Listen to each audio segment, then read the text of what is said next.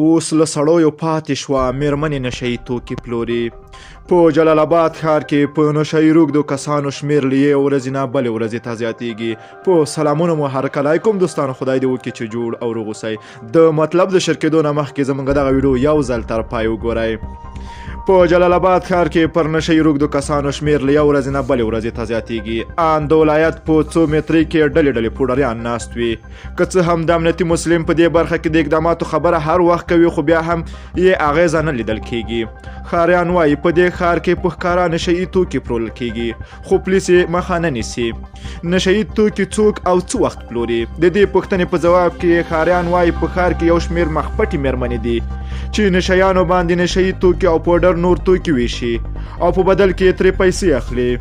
نوراني د یو ښار له هغو اوسېدونکي ده چې وایي ماښام و د جلال آباد ښار د چپرهار زړې هډې ته څیرمه د پوډریانو له یوې ډلې سره یوه ښځه ولیده چې مخې پټ و، چادر یې پر سر ولیده چې نشهیي توکي روږدو کسانو ته ورکړل او ریکشې ته واخته.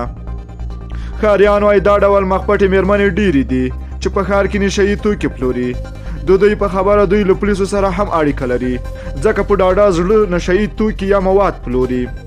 بل لوري ته د ښار یو بل اوسېدونکی عبدالواحد بیا وایي د مېرمنو ترڅنګ د ښار په هغو ځایونو کې چې پوډریان ناست وي له ماشومانو په ګټه اخیستنې سره هغه ته مواد رسوي. دی د سترګو لیدلو حال بیانوي. ماښام کور ته روان وم، د لغمان هډې سره دلته د ځایي ناپاکي پوډریان ناست دي. ماشومان راغلل، نشهیي مواد پر ټولو ویشل چې ما انځور اخیستو، خو دوی وتښتېدل. دوی وایي د پولیسو بېغوري د نشهیي توکو په ښکاره پلور ته زمینه برابره کړې ده. ښاریان په دې اندېښمن دي او وایي که د نشهیي توکو د پلور مخنیوی ونه نیول شي، اخته کسان شمېر به ورځ تر بلې زیات سي. دوی په خبره حکومت د دې ژمنو پر ځای عمل ګامونه پورته کړي څو یې مخنیوی وشي او د هغو کسانو درملنه وکړي چې اوس مهال په نشهیي روږدي دي. دوستانو که چېرته مو همدغه ویډیو خوښه شوې نو لایک او شیر یې کړئ.